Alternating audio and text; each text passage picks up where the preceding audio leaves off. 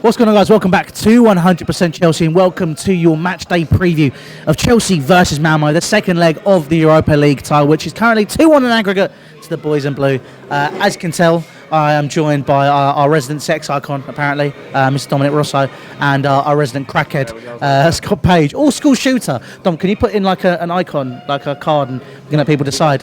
Yeah, be like, you can school shooter or crackhead. Make your choice, Scott. And obviously you're joined by your the ultimate fat man, the leader, captain, legend, the godfather of Chelsea YouTube, myself, apparently. But yeah, listen, ladies and gentlemen, we are here to discuss today's game. It is currently the afternoon, it's lunchtime, pub lunch. We can get cheeky a little bit at lunchtime. So, obviously thank you to the Sports Bar and Grill in Waterloo for letting us film. But gentlemen, 2-1 up. Yep. Lost 2-0 to Manchester United in the last game. Yep. Lost 6-0 to Manchester City the game before we beat Malmo 2-1. Yeah. It's, and then Bournemouth. We've lost 4 of our last 5 games or something. Plus Arsenal. Or 4 of our last 6.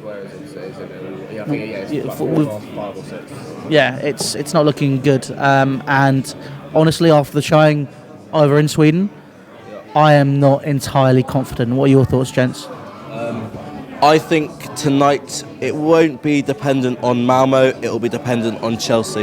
If we turn up, no problems. However, if we are off the ball again and if we allow mistakes to occur, we could be severely punished. Malmo are a very direct team, and we saw that in the first leg, and one mistake is all that it takes. They just need the away goals, and they could put us in trouble. I don't think Chelsea will struggle, however, the possibility is there. I completely agree. We saw in the first leg that they are a side which did run at us. They did cause issues with the back line. Scott, mate, you're not entirely confident in Sari. I think that's one thing you can say. However, with this game, do you think he's going to go with a full strength lineup, or how do you feel about our chances in this game? I'm really calm about our chances. Like, I know obviously they got the goal, which was frustrating, and in the away leg it looked as though if they'd have had better finishing, it could have been a different scoreline. However, I'm confident about this game.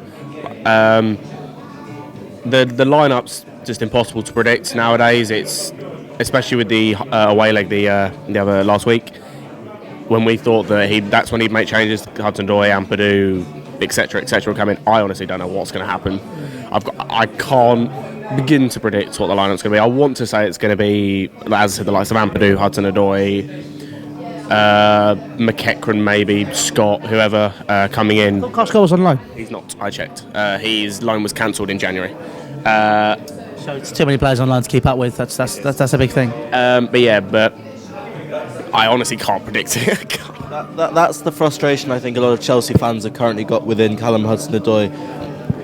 If we want to keep him, and if Sari has said that he's ready, he has to start on nights like tonight. If he's not going to start in the league, fine, but he must start on the lesser games, and tonight would be a fantastic performance, fantastic opportunity even, for him to perform in front of the Stamford Bridge faithful and actually put a shift in, because he's only played a very small number of minutes since... 16 minutes since the Bayern bid came in. He played 300 up beforehand. It's, yeah, I agree. Yep. Worrying. It is worrying. I think it's definitely something which... That's 10 minutes apart from the Malmo game last week. What the hell? Yeah, so it's interesting. I think one thing that we've seen from Sari, a lot of Chelsea fans seem to have lost faith in him. I mean, the match-going fans, I think, they made it very clear. If you haven't watched Lewis's vlog, you have a look. We haven't discussed it yet because of mismanagement and stuff like that. So we're going to use this opportunity now. As much as I've never been convinced by Sarri, that's my opinion. I'm not out. I'm not in. I'm indifferent towards him, because the big thing for me is what's going to happen if he gets sacked. It's another Chelsea manager on the list. I don't have an affiliation with him, to be honest. That's all. I want to see how it goes. If it works, how it works. If it doesn't, it doesn't. But his stubbornness is what could potentially cost him his job. He needs a result tonight against Malmo. And I don't mean... Yeah. If he doesn't win tonight, that's it. I mean, it's not even winning. I want a minimum 3 goals. This needs to be an absolute spanking. Especially for the cup game, for our morale, for the confidence of the club. We have to... we have to put a shift in. But the problem is that we're in a difficult situation where we need to change, we need to play other players, need to play the likes of Hudson-Odoi and other youth and whatnot. But we also need to get a result by a large margin to get that confidence up. And players are fully capable of it, though. I don't know, especially after watching the away leg. I know it's being at home is a different story, but I'm unsure. I think look, I'm saying we need a spanking, but if the youth players go perform and we win, I don't think we have anything to worry about. So we've got the youth players have played, we've won the game, perfect. If the first team's out there, which is probably what it will be, because this is Sari we're talking about. Or at least they're good. I want minimum 2-3 goals, minimum. It has to be free. They're, especially considering we got 2 goals, we were in a comfortable position, and we didn't. I don't want to say bottle, because we didn't bottle it, but we handed them a goal basically. And then they took the advantage to that, and I think that's the thing. But look, he needs to become less stubborn. He needs to handle these situations far better than he is handling them currently. That's my opinion anyway. I feel that the overarching factor right now is Sarri has a point to prove. He's basically saying he's not going to change his ways after Chelsea fans were chanting out and all this stuff at the home game last game. That's worrying though. That really is so worrying, because whilst, yes, playing the way that the manager wants to play is important, being adaptable and having that adaptability about a manager is what makes managers different from others and what makes managers stand out. Maurizio Sarri, I think the N'Golo Kante situation is really just typical of him. He's refusing to play him in that central defensive midfield role because N'Golo hasn't got the characteristics of passing the ball quicker. N'Golo Kante has played in that CDM role. With Leicester won the league, Chelsea won the league, France won the World Cup. And I think for a manager to try and change one of the best defensive midfielders into more of a attacking midfielder, I think that's fair. Box nowadays, like you see, he's the most forward normally of our 3 midfielders. It's worried because he's now. I see half the time he's our centre forward. He's centre forward, or he's the one basically playing like a 10. And this is the issue. And I think when he says he can't move the ball quicker. The one thing I would say about this, sorry to interrupt you, is there is a way around this, which is a really simple fix. There's so many people talked about. You've talked about it. I think you've talked about it. I know there's people on our group chat, loads of fans.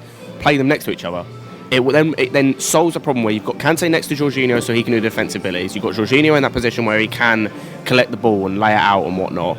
And you slightly change it, so you go 2 in the middle and you go the 4-2-3-1. It's a simple change, but it's a change that can then benefit us. That doesn't require you to change your system all that much, apart from the formation. It doesn't require you to change, switch players about in terms of position, really. All it requires is a slight tweak in formation, but he won't even do that. That is it. That is the issue. I think the 4-2-3-1 will be something that will benefit us a lot more. I think it makes us much more comfortable. I think against Manchester City, he has to have 2 defensive players there. If he does not switch his system, I'm not expecting us to win against City. To be honest, I'm expecting a thumping. If we were to lose 5-6-0 again, I would straight away be saying I don't care anymore. You're failing to adapt. You're failing to change your system. You're not willing to figure stuff out. And look, I feel like Sarri for Chelsea right now, he's what Roman's wanted for a while. He is. Sarri is like that the one that got away. So it's 10 out of 10. This absolute stunner. I think I saw Yannick put it in a tweet. This absolute stunner walks up to you. You've been fans there for ages, and she goes, "I want to go on a date with you tonight." Even though you should really be asking her. If I know it's 2019 and everything, and equality and all that, that's why I put the woman asking the man out on a date, or the freezer asking the fridge, whatever you fancy, whatever you identify as. But look, at the end of the day, it's a case of. Look, can I just make my point, please? All right, thank you. You've had a dodgy burrito. You go on the date, and because you can't say no, otherwise it wouldn't work. It will never happen again, and you shit yourself on the date. Sarri is the person who shat themselves, but it was what you needed. He's the one that got away. No, but it's a case of look. I think Maurizio Sarri he would be a good Chelsea manager. He's come along at the wrong time. I feel that he's there's too much unpredictability at the club. There's not the right mentality to stage such an overarching philosophy change in such a quick period of time. I understand he needs time, but he's not going to get it at Chelsea. He's got a 3-year contract. Look, it's very short term. Sorry, he would be, and he still would be a great manager at Chelsea if he was a manager. he's not a manager, he is a head coach. And that is where the philosophy of football and the philosophy of running a club, I'm not commenting on that at all, I'm not bashing that down, it's just in the 21st century it can't be run like the way it is. The board making decisions and making signings on behalf of the club, you can't expect any manager to come in and deal with that. Yes, he can give his recommendations of who we want to sign, but it's nonsensical. It just doesn't make sense. A manager needs to come in. He is the one who makes the signings. He is the one who makes the dealings, and he is the one who takes it on the head if it doesn't work out. I feel sorry for Maurizio Sarri because he hasn't got the squad that he needs. And I understand, yes, it's only his first season. He's only, 7-8 months into the job. But actually, there are some issues regarding just the way that Chelsea is set up in terms of the transfer of business. Yes, he got Gonzalo Higuain, he got Jorginho. But moving forwards, I just don't understand how any manager, how we can attract the biggest names. If they're not going to be the manager, they're going to be the head coach. Yeah. And this is it. If they are going to be their coach, a director of football needs to be implemented. I think because is Guardiola manager or head coach at City? I think he's manager, but I think their director of football is the same guy as at Barcelona. I can't say his name. Tichy Bergestan. That's the one. Yeah, we need. I think that's the case. It could be wrong. Yeah. City had it all set up before Guardiola came in. They had director of football. They had some of the best scouts in the world. Guardiola, it's so much more transparent at City. The way that they operate, Guardiola knows who they want. He gets the players. They've got a blank check. You can't compete. Chelsea, yes, Chelsea have got money. But compared to the Cities, to the Real Madrids, to the Barcelonas, and to the United extent. I know. Of course we haven't got the finances, but at the same time, that's where we need to adapt our philosophy, because at the minute, it feels like we're trying to follow the same trail we did in 2003 when Abramovich arrived, with a couple of changes. You can't do that anymore. No. And I think the fact that we didn't replace Emanalo, look, hindsight is a beautiful thing. No, he's not done that well at Monaco. But if you look at the players he signed, he signed some dodgy players. I mean, you can see, right, Diliboji and Michael Hector. Sorry, every club in the world has had dodgy signings. Yeah. But I mean, like Diliboji and Hector, you can tell they weren't Chelsea signings to play in the squad. They were part of the loan army thing to maximise the revenue that was coming in from that. They were panic buys because we needed a centre back, and they would. No, they weren't. They weren't panic buys. They were there for the loan army. That's what they were there for, to make the money there. Diliboji was. You can't argue, mate. 10 minutes of football, 100% pass accuracy. What a player! But look, at the same one game for Chelsea, mate. Unreal. But look, at the end of the day, look, I feel we need a director of football. I personally would like Michael Ballack. Yep. There's definitely no affiliation there whatsoever with how much we love him being the first footballer for Chelsea we ever interviewed. But Michael, if you do want to come back, mate, give us an interview again, please, mate. I want to have a catch up. Need to have a little bit of a chat, get a pint. Know what I mean? But on that, I think actually you do need somebody who is Chelsea. And I say it week in, week out, on camera and off camera. Chelsea currently is lacking soul, we're lacking heart. And actually, to bring some of the old boys back in, we've produced them. Why not rope them back in? I think Michael Ballack would be fantastic. Czechs, I think, is coming back as an ambassadorial role. He'd be brilliant just to get into that dressing room. John Terry on Tuesday morning actually was in the England rugby camp. And he gave all the boys there a speech on passion, on desire, because they've got a huge rugby match this week. I know it's a football channel, but I think the same principles apply. But actually, it's because John Terry knows what sort of commitment is required on a huge game, and I just don't see that in any Chelsea players at the moment. David Luiz, yeah, he can rally up the crowd and a bit like that. He's error prone, and whilst, yeah, he's fantastic about keeping team spirit, he's the only one really for me. I wanted to touch on that actually, because I was talking to Louis beforehand. Just going back to United game, there's something I saw. There's a couple of moments I've seen either in the game or afterwards. Sorry, and that's that. You look at Ander Herrera. He's what, 5'9", 10. Still not signed a contract with United, and I really want Ander Herrera. I love a dirty bastard. He's not got the most imposing figure, particularly. But there were two moments I saw. One after the game, one before the game. In the game, do you remember when Hazard was put through from that quick throw-in, and Lindelof got that block in, went out for a corner? Herrera turned around and went mental at Matic and at Shaw. Absolutely mental that they allowed that to happen. And then I saw a video online afterwards of him going up to Sanchez and proper getting in his face and geeing him up after he'd just come on. No one at Chelsea would do that. Not one person. We saw that you mentioned the clip on City of everyone turning around at Alonso. No one actually went up to him and got mentally, and they all put their arms out, pointing and everything. No one actually got in his face and went mental. We don't have anyone like that. No one that's going to actually get in your face, say, grab you by the bollocks, and proper get you in the game. The Chelsea players at the moment are all too nice. It's all too, oh, I'm sorry. To Arsenal in the early noughties or late noughties. It's too nice. Fine, we got beat 6-0. I'm sorry, clap, clap, clap. Thanks for making the journey. Straight in the tunnel. We get changed, shower, on the coach home. Don't care. They're all just too nice. The only man who actually came over at City was Tony Rudiger, and actually fair enough to him, because he was apologising. You could see in his heart that actually he knows that they had done shit that afternoon. Nobody else. Eden Hazard, he walked over, gave the kid in the front row his shirt, clap, clap, clap, pissed off in the tunnel. And it annoys me so much that there is no heart, there is no desire. United, he came over and clapped for a good 5 minutes. He was properly there. Can't be amusing. He clapped for a good 5 minutes. Louis, I was that pissed off after the United game. I listened to the final whistle and I walked straight out with my brother. Just couldn't be asked. I wanted to hang on to see if there was a difference between how the players operate. Obviously, my review didn't go out. We had some technical difficulties, the same with the player ratings as well. And then by the time I'd got out of work the next day, it was redundant to even keep. I'm going to keep looking that. It was redundant to even do the content. So I'll just say my piece now. The reason I'm now so nonsensical with Sari, why I'm so out of touch with him, is because after the Manchester United game, he sits and says we were unlucky. We were unlucky. It's poor nous, poor tactical nous, poor PR, poor management of the crowd. Sorry, I just want to say this. He needs to change, but unfortunately he won't do that because he is so stubborn. We thought Kante was stubborn. Thing is, Kante was stubborn. However, he had something to back it up. Sarri's got nothing to back it up. That's my opinion anyway. People can talk about Sarri ball being a fantastic style of football. Completely understand that. Great. Fair play. Nice football. Good for you.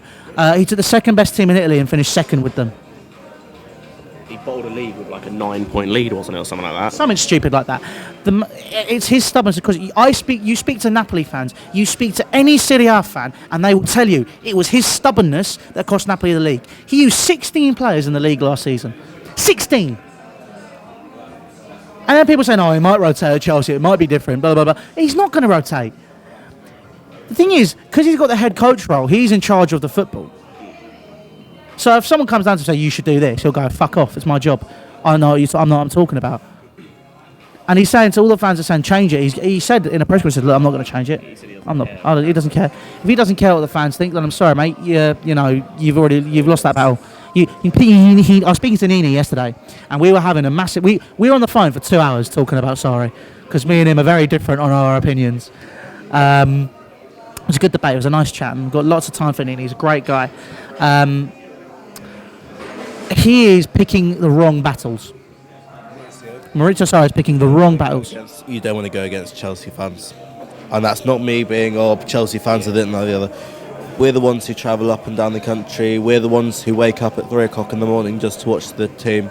And if you haven't got the fans, you've got nothing. You really don't. And that's what upsets me so much. I mean, the Hudson-Odoi thing was nothing. The reason he put Zappacosta on, apparently, was he just went, you know what, fuck you. He was going to put Hudson-Odoi on. He was like, no, fuck you. I'm putting him on. This is him. That was him basically flicking his V's at the crowd. He's going, yeah, Zappacosta. There you go. It's a Honestly, it's a really difficult situation because the thing is for me, I want this system to work. Whoever is in the hot seat at Stamford Bridge, I want them to do a good job. This strikes me of Scolari and Villas-Boas rolled into one. He's been given the impossible task, and it's the impossible task because he's not got the backing of the board. Which means when he's not got the backing of the board, he can't bring the players he wants. If he can't bring the players he wants, he's got to use the players we've got. The players we've got aren't good enough. He's admitted that now. When he was saying Alonso's the best left back in the world or in the league, I was like, he said he was the best left back in Europe, and this was before a Europa League game or something. I saw that and I laughed. Can I put it out there? Talking of left backs, there's a couple of things I want to touch on with what you said, but I will put it out there that depending on certain things, two of the best left backs in the world, two of the actual best left backs in the world, could be available in the summer. Jordi Alba and Alexandro, and nothing's happened. Jordi Alba's, I believe, is out of contract. How old is Jordi Alba now, though? Like 20-something. Late 20s, isn't he? I'd still take him. You still take him? Chelsea policy won't. Well, we're going to apparently offer Willian a new contract. So I don't understand that. Willian, we were offered, what, 50, 60 million in... We've got 60 million. We got, was it 60 million from United, 60 million from Barca, player plus cash for Malcolm, and then 50 million from PSG in the January window. Barca twice and then PSG. And then Alexandra, depending on if Marcelo goes, which it looks like he might do, and he wants to rejoin Ronaldo, who might be available. But something else that you touched on, there was two things. The first thing was the press conferences. I've been saying for a while, his press conferences always come across as just nonsensical. I don't even bother anymore. I really don't. I just read the stuff from Football London, and I read the comments. Half the time, I said this before. I said this after the what was the game after Tottenham? The 3-1 or the 2-0? Away. At their place. The one where we lost our unbeaten record. That was 24th of November, then we played again a few days later. It was the Europa League game, wasn't it? No, what was the game after that, the league game? Anyway, the reason I say is because in the press conference, the postmatch... Was it Wolves? Wolves on the 3rd of December. It wasn't that game. Anyway, it was one of the games. So on the press conference after the Tottenham game, he went in on Kante. He said he's not an attacking player. He needs to be close to Jorginho. He needs to do this, needs to do that. Kante then had a really good game a couple of games later, and he started praising him, saying he's good, like basically going back on everything he said in that press conference. And that's why I'm like, his press conferences make no sense, and they're just I don't know whether it's poor English, poor knowledge of English. I don't know whether it's that or it's something else. Well, it's just get a translator in, and he's got one. But it's mental. And then going back to what you were saying, and I'm available, by the way, Mauricio, if you need a translator. A point you made about the signings and whatnot. The thing is, if you, like him saying he's not got the players, if you look, because I see people saying he's not got the backing, he has. He's only asked for 2 players. He's got all the backing he's wanted because he's only asked for 2 players. He hasn't. He's asked for more. He basically wanted to sign the Napoli fucking squad. Well, he's not said anything. All we've heard is that he wanted Jorginho. He wanted Uzai. Fair enough, 1 player, but that's it. He wanted Koulibaly. We've wanted Koulibaly for a number. He wanted Raul Albiol. Did he actually want Raul Albiol? I'm just saying it now. It's just funny. But yeah, so from stuff we've heard, he's only wanted 2, maybe 3 players. He's got 2 of those players. He's not wanted anyone else. Everyone else that we've signed, like Kepa was a necessity. Kovacic was part of the Courtois deal. Pulisic was a marketing ploy and he had no idea about it. We don't know that yet. No, we do know. But to be honest, what I saw from him in the Spurs game, I'm not filled with confidence. But this is my point, is that he has been backed because he's only asked for 2 players, and it's like, how can you look at this Chelsea team and go, yeah, I only need 2 players in this to play my system? You know, he hasn't said that. He said he needs more. Do you know what he needs, right? Me personally, I want to see Jada Silva coming at left back. He says he wants those players that can bomb forward, are good with their ball at the feet. Jada Silva's now playing left midfield for Bristol City. Or is it City or Bristol Rovers he's at? Bristol City. He's out left mid for Bristol City. He plays at left back. He's good at all of that stuff. He's good at reading the game. Play him there. I think you should use Mason Mount or put him out on another loan spell maybe in the Premier League at a club that can do it. Tammy Abraham comes in as a second choice striker. Chelsea have already tapped up Mauro Icardi, so you'd have Icardi, apparently, hopefully, touch wood if the deal goes through. Icardi, and Tammy Abraham. Morata's probably going to go, so and Giroud. Those are your 3 options. I don't think that's a terrible front 3. Pulisic will come in. Hazard's probably going to leave if we sign Icardi. Let's be honest. So we're going to have to reinvest the money there. You definitely need another right. He needs a new fullback. He needs a right back. As much as we love Aspilicueta, the age is getting to him. You saw it at City. Sane goes past him. You see the grit of the teeth. You see a guy who knows he's losing his legs. But we're going off on a tangent here. So let's go back into the game quickly, and we'll round it off now. I think. Look, none of us confident. Let's go into the predicted lineup, and let's go into. Let's go into school line. Split the 3 players. I know Kepa, Pedro, and David Zappacosta. I couldn't remember who the other 2 were. How's Zappacosta out? What the fuck did he do in 5 minutes? Yeah, he's got a fever. Bullshit. That's about the 4th person that's had a fever in a couple of weeks. He's got a fucking cold. Lewis had a fever. I still made him get up for work. Idiot. Love you, Lewis. But look, at the end of the day, look, I think that if that means it's big Willie in goal. Yeah, it's Big Willie. Big Willie. I would have said Big Schlong. Bulker on the bench. Rob Green, won't it be? Oh yeah, Rob Green, no, it'd be Bulker, surely. Rob Green. no, probably will be Bolton. To be fair, I think Rob Green is the 4th choice keeper. Because remember he came in and said he's here to back up Kepa and Willy Caballero. That's when he signed. This season where Bulka's been on the bench. It might be Bolka. We'll agree to disagree. Big Willy in goal. It'll be Emerson a bit left back. Yeah, but it's Zappacosta's injury has Aspilicueta again. Oh, Christ. Ampadu's played right back for us a couple of times. I'd play Ampadu at right back. Yeah. I'd play Ampadu. I'd rest Dave. Just save him for City. I'd have to play Ampadu at right back. If it was me. He's played that once or twice, but he looked comfortable. He looked okay. We haven't got any other option. I wouldn't play Dave. 2 centre halves. Well, that means that'll be Christensen and either Rudiger or David Luiz. Midfield. But that's not happening. Exactly, and that's something which is disgusting. I think the way that Sarri's treated Cahill there is another issue we've got with him. In a previous live stream. I will go for Keeping Cahill if we're not going to play him. It's not even that.